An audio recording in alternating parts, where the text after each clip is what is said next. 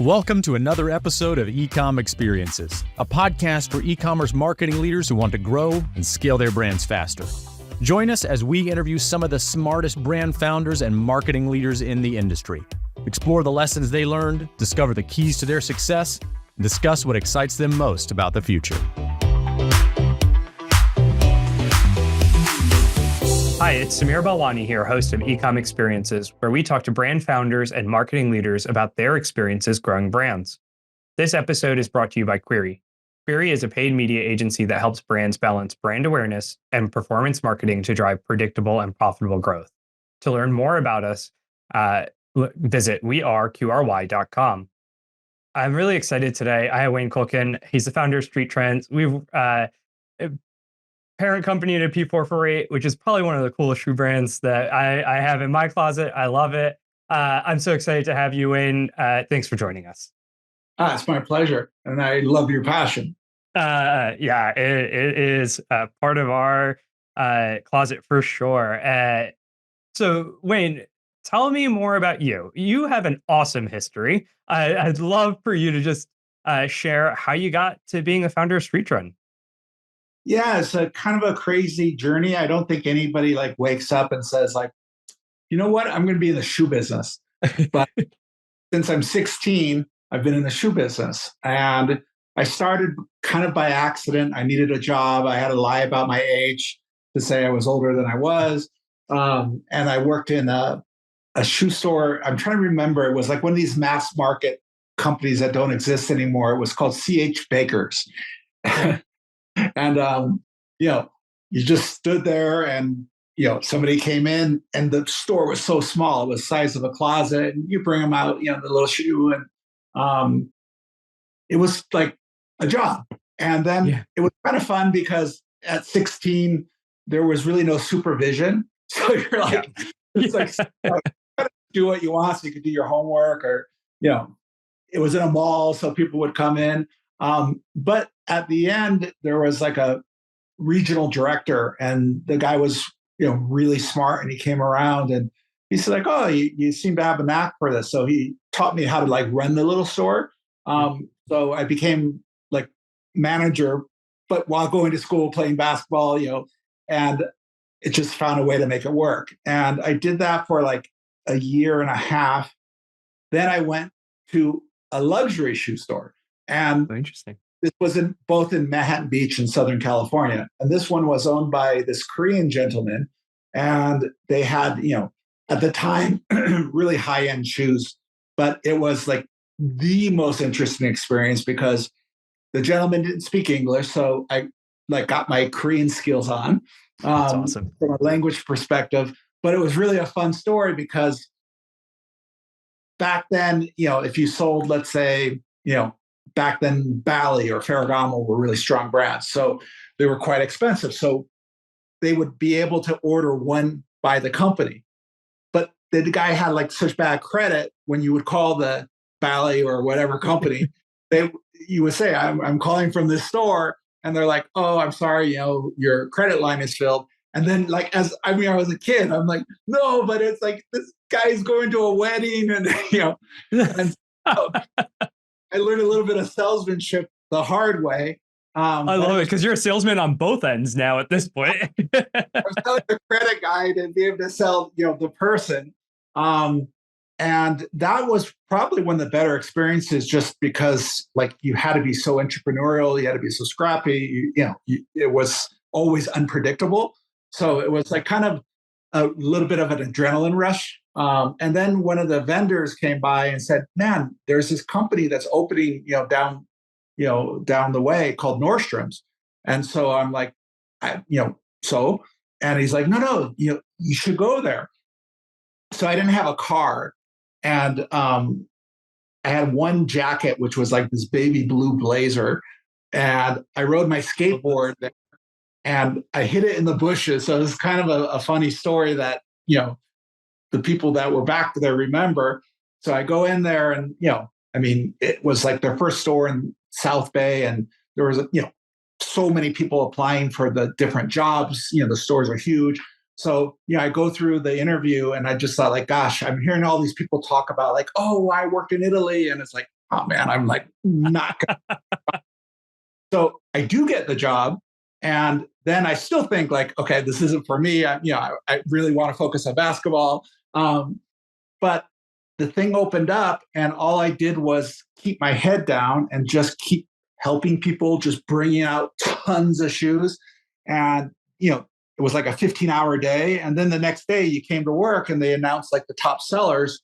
And I was like one of the top of the whole store, which has, 800 people or something, top seller. So then I get my first check and you got commission. And so, you're an 18-year-old kid and you get a check like, I think it was a couple $1,000s. So like today it'd be like, Huge. like 20K. Like it's like more money than you could drink or spend or, Yeah. And so I did that for a few months, and then I got asked to be a manager. And so I was like, they have all these levels of managers. So I was like scrubbing the toilet manager, and did that for like 2 weeks. And something happened where they had a shakeup, and everybody went. And this really kind man was my mentor, so he made me like the number one manager. And that was a great learning experience because back then Nordstrom's was very entrepreneurial. Really, each store was like its own business. And there were so many great leaders that went on to be CEO of some of the biggest companies on earth. So that was really awesome. And then I was able to go from manager to buyer at, again, really like by 19. So then, then things started picking up, and really liked it, loved being a merchant, moved through the ranks, got the biggest buying job at a very, very young age. And then my mentor was on the other side in wholesale, and he decided to move to a different company, and he was working for Stuart Weitzman. And Stuart Weitzman was a very, very small company back then, like making wedding shoes, maybe doing $5 million. So I just got married. I got the best job you could have as a merchant, but I'm just like not so, I'm very curious and very like interesting to try new things. So I just quit, which was like a really big deal. And they remember like my boss, Stuart Weitzman, got a call at that time by Mr. Bruce Nordstrom, saying like, if you ever want to sell shoes, don't be taking our people. And so it was such a crazy move. And then I spent 4 years driving in a van all over the country with shoes in the back of the van, taking people out to like breakfast at Denny's. Trying to get them. Amazing. And then the business started growing, and and then I made a little stock program so people could get shoes immediately. Because back then at high price, no one did anything like that. Then it got a little bit bigger, and then I hired like an army of young women back then to just go and take the sizes because there was nothing digital. So people would like on a piece of paper say, "Oh, you have 1.7, 1.8, oh no 9." And then after 4 years, we had a substantial business. Got bored, asked if I could move to New York. On my own dime, with a young pregnant wife, we moved to the most boring place, Darien, Connecticut, but in a rental house with a hole in the ceiling in the worst history and squirrels inside the house. So then we started like getting a bit more serious and expanding to department stores. Then the next step was international. Then the next step was, I'm a retail junkie. So like, I put my life savings with Stuart to open the first store on Madison Avenue. And so that's how the retail journey began. And so to fast forward the story, we had 1 store, 2 stores, 3 stores, and we had a lot of stores. And then again, it was time to do the next idea, which was, e-commerce. So we were really early with a couple of ideas: replenishment, omni-channel, and EDI. We were really, I can't say we're the first, but I really think we pioneered that actually with Neiman Marcus setting up, shoes to be filled in through EDI. And so kind of always had that idea of what e-commerce, is, which is really just when you have something someplace, how do you get it to the most people and not expect those people just to go to the one place? 100%. I also think, Wayne, I think you are downplaying the complexity that is the shoe business also. especially when it comes to EDI, because for a lot of brands, even if you're a fashion retailer, you've got small, medium, large, extra large, extra small. Shoe sizing is crazy. Like it's nonstop, and it's different colors, different laces, different sizes. All kinds of variations. And the more variations you have, the more inventory issues you have, the more information that needs to be passed back and forth. So really pioneering that EDI element is a huge boon and a leg up for a brand like that. Yeah, and it's like that's part of just being curious and then seeing what works and what doesn't work. And what was so funny that I remember e-commerce, it was pretty easy to start, not easy to do a lot of revenue, but people, knew that that was the future. But in the high end, everybody was so anti it. So the people now that are the best players, the LVMHs and the Kierans, they were so anti it. It was just almost like bizarre. It's like, don't you see? I mean, it's like, there's a new reality. And so there was a funny period where there were people that were just, naysayers. But it's like the same thing when anything's new, like electric cars or, crypto or, it's like, Yeah. okay, it's going to happen. And then we kind of really became international. So we had stores all over the world. So therefore you had to have websites, but Yeah. did web businesses with some of the best retailers like on earth. So we were partners in Asia with Lane Crawford, such a wonderful retailer, from merchandising to service to experiences. And in Asia at first, they really had trouble with e-commerce. It was a big battle in regards to like one, believing in it, and two, having the consumer accept it. And now we're not talking, that long ago. And it was really interesting to see how now that part of the world leads everything digital. Yeah. It's interesting because I know, like, even when I was, I was born here and grew up here, but whenever we go visit back home in India to my parents and to my family there, the shopping experience in store is very almost like sacred, right? Like it is a true experience. And I know that they struggled trying to bring that online too, because there were so many people that said, how can you have a high value experience when it's almost self-service, right? And LVMH and Kering went through the same I'm sure you remember the Flash websites where you would have this like interstitial because that's supposed to make you feel like you're entering into the store, which obviously was just really frustrating and annoying on your dial-up. But it's funny to see how people have transitioned through and now recognize that customer experience and consumer behavior needs to lead versus what we think the brand needs to do. It's like just solve the customer's problem. It's sales 101, right? And so it's great to kind of see that start to transition now. And it's funny, like I think the most advanced next country for digital is India because it's so big and there's not shopping available in 89% of the country. Yeah. And it's people have always said like India will be the next China forever, but no, now it's not the next China. It's the next, consumer giant, also content giant, right? So Yeah. everything always ties into content. What made China especially blow up, and then Korea after China, was content, right? So like in Korea especially, it's like the Hollywood of Asia, or and so all the things from K-pop to the Netflix shows, they became really kind of the epicenter of fashion for that part of the world. And same things happening in India with Bollywood, and it's awesome. And India has a leg up in that English is such a common language out there. So it translates really easily into other markets, which is very helpful. But yeah, I love your background. So what brought you to found StreetTrends? You would think that after entrepreneurism through other businesses, that would have been enough. But here we are.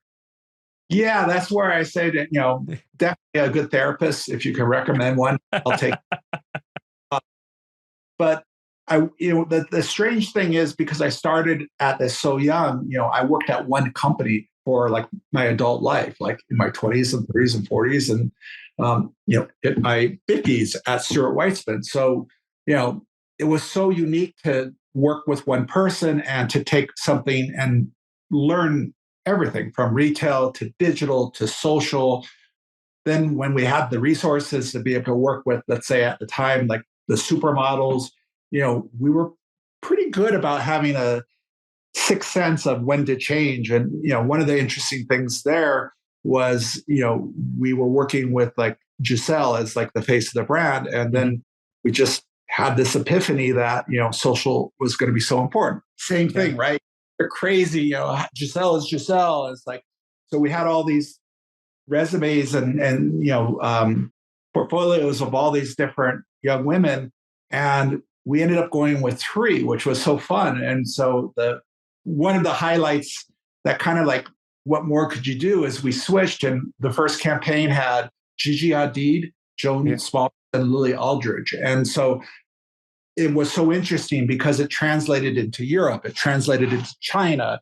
So for me, it was really interesting to see the way that the world was changing. At the same time, the founder was getting on in years, and we sold this company 5 times. So the last sale was to, at the time, it was just Coach. It was their first acquisition. Now it's Tapestry, and they have all these different things.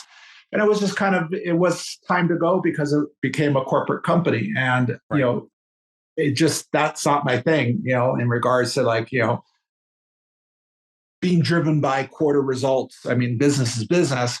So but they were really, really nice in regards to the fact that, I gave them a pretty long notice time. And then they kept me on as like a consultant, but they let me start my own like little sneaker company. Wish I had one extra year because I started it in 2018. So 2017, I was like on. But then, so going from having lots of resources and lots of wonderful assets and all the toys to do the new things, starting your own company with your own money in a pretty difficult space, streetwear sneakers, not so easy, right? I mean, you have everybody from, your Nike and Adidas, to your premium people, Gucci, Golden Goose, and everything in between. But it was like a holding house of ideas. So it was really an incubation company. And so like so many little things that we do in it. So sustainability is something that I started so long ago because I grew up on the ocean in Southern California, where I should share with you the view outside of the Grand Tetons. And so it was something before it was something, and I was able to get a lot of trademarks. Like we own Project Sustainability trademark for the world. And so we incorporate that into P448. We own Regenerative Sustainability, and we really follow through, and we try to find invasive species that are proven to be problematic by government and science. And then, at the end, take, the skins and use them in shoes. So we're not using something else more precious, be it if it's vegan material or a food source like, a cow or a goat. Yeah, that's really interesting. And I love that you kind of overlaid your passion for that work into the kind of brands that you're creating. And so tell us a little bit more about P448 and the vision for the brand. Yeah, we try to do something different. And like mainly everybody makes the sneakers in Asia. So China, Vietnam, now Indonesia. So we wanted to try to give the best possible price value proposition. So, at a fair price. I mean, it's not like $298 or $300 is inexpensive by any means for most people. But, with the cost of sneakers, that was a focus. Then how do we make them better? So it took us about 4 years, and we're really there to become completely vertical. So everything from the footbed to the outsoles to the shoelaces, we do the procurement. We do it all of ourselves. There's no middle people. We have a vertical team on the ground. We're on the ground. And so we do think we make a product much better than most, especially at our price point. So that was part of it. The Italian craftsmanship and the European craftsmanship is something that's precious, that's kind of going away. So that was also something that just was part of my life that, gosh, if we could keep that going. So that was another reason to kind of work there. And it's fun. You can work with small quantities. So we were a small company. So, big companies have minimum order, MOQs of, Yeah. okay, 12,000, 20,000, 50,000 pair for one SKU. In Italy, you can go to these little artisan factories and, if you already have the mold and the glass, they'll make 9 pair, so. Yeah. And it was really deja vu to how Stuart began, because the same way, if customer would want to change a heel from blue to red, okay, and it Yeah. was not there. So that was kind of fun to have that kind of flexibility and let the customers kind of have a chance to play with materials. And then the next step was kind of the same thing, take advantage of technology. So, these are the 30 SKUs, they're going to be open stock, putting them in a warehouse. Everybody can, do drop ship. And that was helpful to get the product out there. So, that's something we repeated. And then we started doing it in Europe. Believe it or not, it's still really, really rare. The drop ship and the EDI all these little boutiques in such a, big territory really don't take advantage of that. It's very rare to have like pre-cut inventory. That's interesting. Yeah, that makes sense. The shopping experience in Europe is so different than anywhere else, and especially in the United States. And I can see, boutiques still hold a pretty big chunk of power out there versus it kind of being consolidated here in the US. So um, it's interesting that they haven't made that leap yet. Um, Wayne, as you look ahead for P448, as you look ahead to kind of the growth and where it's going next, what are the things that you see as challenges in the year ahead? What are the things that you're trying to solve and overcome? Yeah, I think the biggest challenges is really there's too many challenges. So, one have, just, economies that are up and down. And just because financial markets seem fine doesn't mean the average consumer is fine. Yeah. Two, you have geopolitics that have a much greater impact than probably in modern consumer history. And Yeah. conflicts, throw in global warming, whereas just like, when it's supposed to be cold, it's warm. When it's supposed to be warm, it's cold. So the old paradigm of how you buy from a seasonality is obsolete. I mean, if you just are going to bring in sweaters in July and it's not even going to get cold to March, something doesn't match. And so this big reset going on right now. So also the consumer is so important on the younger end, or the sentiment of the Gen Zs. So their attention span is of an ant. Yes. Nobody has a device bigger than an iPhone. Everybody wants truncated content and information. And that's something that I think is still not solved. I think the bigger you are, the harder it is to like embrace it. It's a lot about the, kind of like the TikTok phenomena of like, how do you say something in 20 seconds? And also the old ways of, and through the industry, I don't need to say the names, it's obvious. I mean, look at how many bankruptcies in the digital world has happened in the last 12 months. Players that 3 years ago, everybody was in awe of. And, now not. And it's because too much product. It's just like with shopping malls 20 years ago. Too much product, too much, bad UX, too much stuff. Who goes past page 1? But most people have page 500, or if you add up all the categories, it's page 1,000. And I think that's the consumer change that's like happening, but maybe people haven't quite accepted it yet. Yeah, it's interesting on that element of it because I feel like the pendulum on e-com has kind of swung. And, early on, you and I were talking about this where the in-store experience was consultative and it was like, there wasn't a lot of stock because you just didn't have a store large enough for a lot of stock. And even the Nordstroms and the Macy's of the world, they actually acted like little stores within the store, right? Like you didn't just have a giant warehouse and you walk through the warehouse. Everything was curated. And so ecom came along and people said, you know what, we're going to throw everything on there. And now we've kind of shifted to this where there's just so much product. And what's the biggest, missions that a lot of these brands are now having is how do we personalize the recommendations to you or just curate that experience? So that way you are seeing the products that matter to you. and kind of almost replicating that experience that you have in store. So I agree with you. I think there's so many brands that ended up doing so much product creation and creating so many products and then holding inventory of all of that, which is a huge drain on cash flow.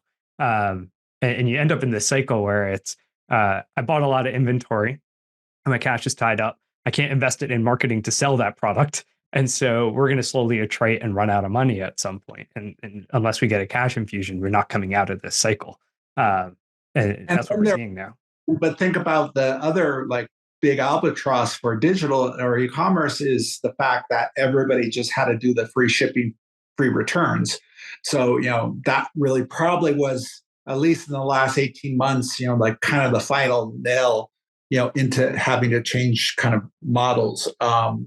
Because, you're left with nothing. I mean, you're carrying inventory, the performance marketing, which, um, it's really difficult, and also sameness. So everybody buys the same stuff.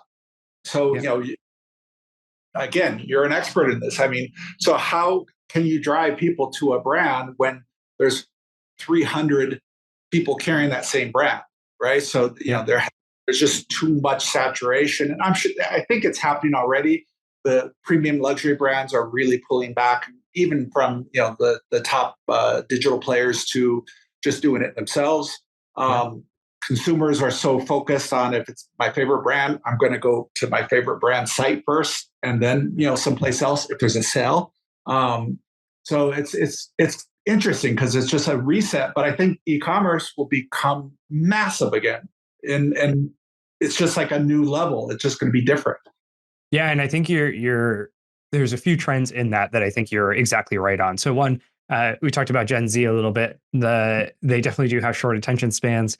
They are inundated with ads and influencer content, and they're being sold to more than anybody else, right? And yet they have the earliest propensity to create brand loyalty. So Gen Z and Gen Alpha are creating brand loyalty earlier on than millennials and boomers and et cetera, who are doing it later in life because they actually experienced a lot of different brands. And now you're just kind of having to create a brand to fall in love with a brand that you want, because it's almost like a filtering mechanism. All right, well, I really like the sneaker brand. Great. I don't have to worry about any other sneaker brand ads, whatever. We're good. This is my brand. I'm going to carry its flag, right? It's like that. So that's definitely an element of it. And then on the e-com side, especially when direct-to-consumer brands have their website and then are also wholesale, I think one of the biggest gaps that people forget, and we talked about performance marketing, and it is becoming harder, and there's a lot in there.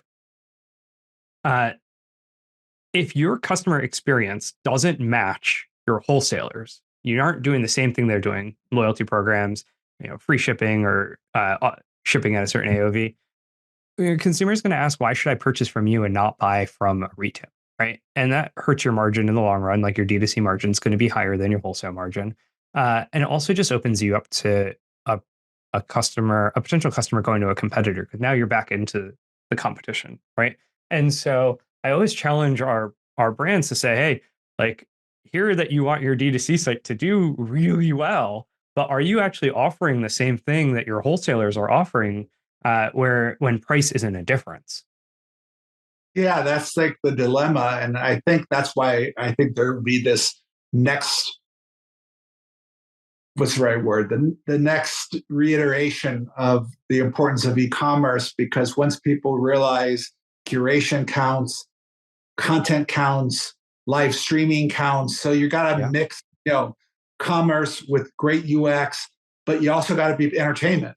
So in the old days, as you said, like you go in a store and there was an amazing salesperson that just knew, what you loved, right? That was part of it. Now, you could say, can AI help with that? Maybe, but at the end of the day, you still just have to be very, very clever in how you serve that up, because I don't think if you have a change of mind for one day and you want to look different or midlife crisis, that's where AI won't figure that out, right? So it's beneficial to some extent in regards to predicting maybe inventory levels, behaviors, times when consumer buys, times when they don't buy. But at the end, it's a lack of merchants across the world is really a problem, a big problem. And it's interesting because we're talking a lot about performance marketing, and you come from Stuart, and so you understand the value of brand marketing too. And I think a lot of brands, but even the ones that are struggling this year, really leaned in on performance. And when that kind of went away, and when you and I were talking about consumer behavior is changing, there's more options than ever before. Well, the brand that I most feel close to is the one that I'm going to purchase from, all else kind of even. And so, brands that don't invest in brand building and having a brand point of view and a vision, which you so eloquently explained was the P448 vision, is sustainability and being able to do things in an interesting way and having Italian craftsmanship. Those are all proof points to kind of prove out the value of that brand. Brands that don't answer those questions and then effectively communicate them are just never going to win. And there's one other part that even if you're doing a lot of that well, actually articulating it online is really difficult. So like as a small company like us, like we're really proud of our sustainability. We have packaging that saves 2 pounds of trash. There's no boxes. You have a bag that you can use for the gym or for the market. But we just don't have the ability to tell the story as well as we're doing it. And I think lots of brands have that same, whatever, it might be a performance brand, it could be a beauty brand. And it is really hard to do that. And that's the part needed. And that's why I do like, UGC. I do like, getting that's what the consumer likes, if they can really be part of it, but not in a calculated way. So there's much more room to say what you want, do what you want. You can't make everybody happy. So if 20% of the people get pissed off at you for whatever you're saying as a brand, so what? Yeah. Yeah. I mean, that's the point, right? Like, you have to know who you don't stand for to know who you stand for. And so I think that's great.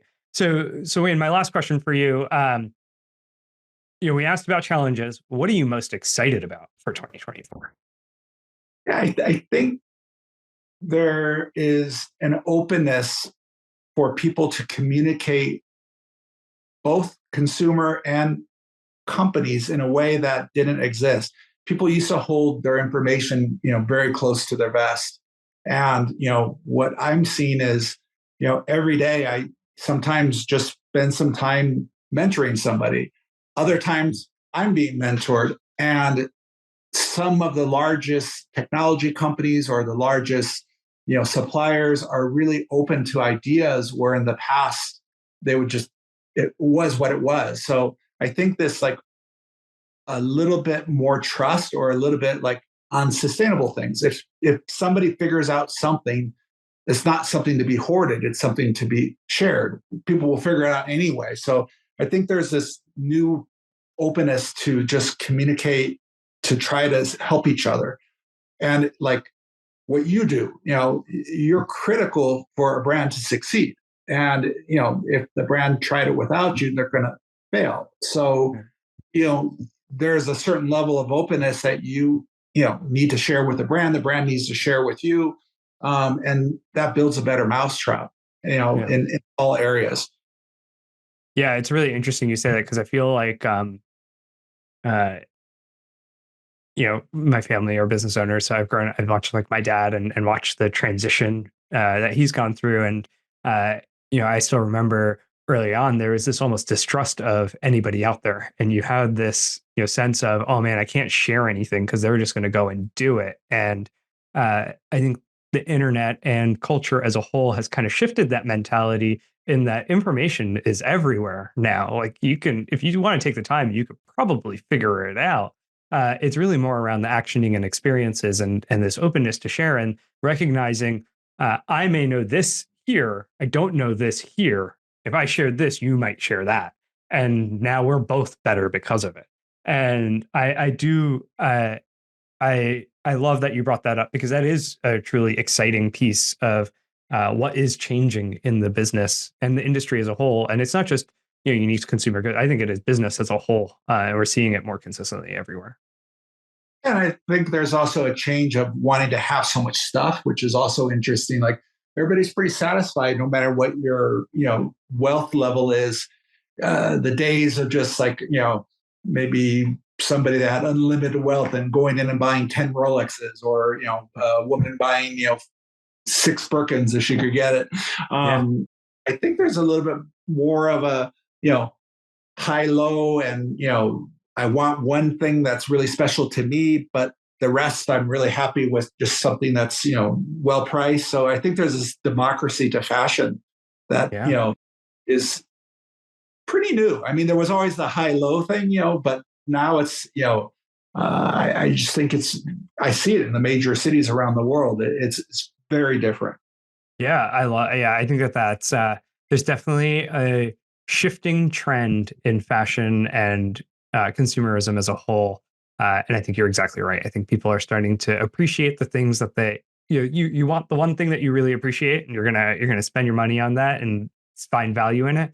And the things that you don't need to, you're not spending on it. So, Wayne, thank you so much for joining us today. I really appreciate it. I'm going to point people to P448. Please check it out. Buy some sneakers. They've got really cool stuff. If someone wants to learn more about you, and where can they go? Where can they kind of check you out? Good question. I'm not very social. LinkedIn or email me at P448, Wayne at P448.com. No problem. My God, I love it. Thank you, Wayne, so much for being here. I really appreciate it. No, thank you for your time. It was super enjoyable.